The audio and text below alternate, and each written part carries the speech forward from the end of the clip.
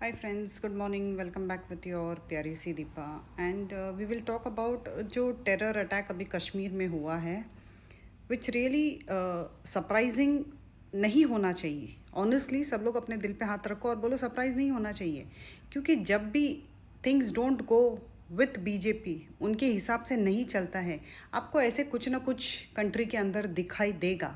100-200% आपको दिखाई देगा.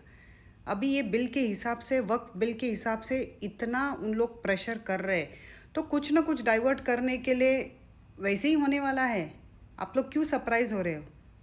जैसे पुलवामा में बताया था कि टेरर अटैक हो गया और वहाँ पे आपको कोई भी कैजुअलिटी नहीं दिखी, तो यहाँ पे तो बेचारे मासूम लोगों की जान गई just because of politics. Just because of politics.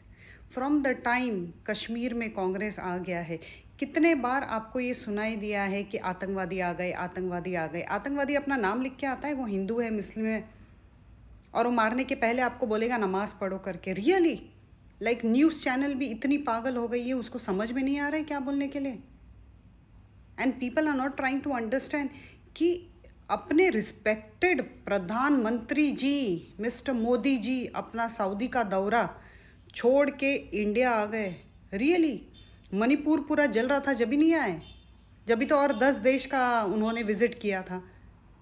अभी इस टेरर अटैक में क्योंकि कश्मीर में हो गया and it is because Muslims are involve, वो सऊदी से आ गए.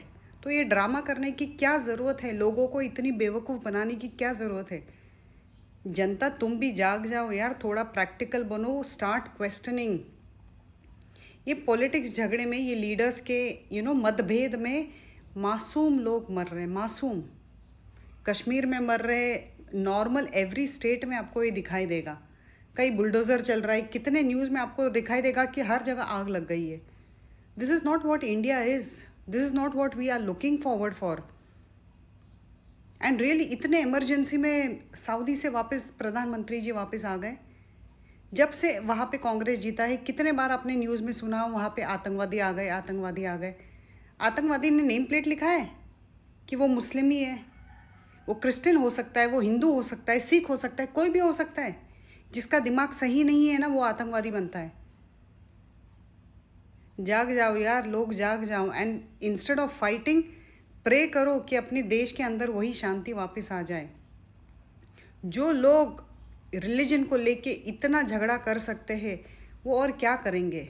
रूलिंग पार्टी इसके अलावा और कुछ नहीं कर सकती. अगर ये इंडियन सिटीजन्स को अगर मालूम पड़ जाए ना, थोड़ी सी अक्ल उनमें आ जाए, things will be very different. Let's pray to have peace in our country.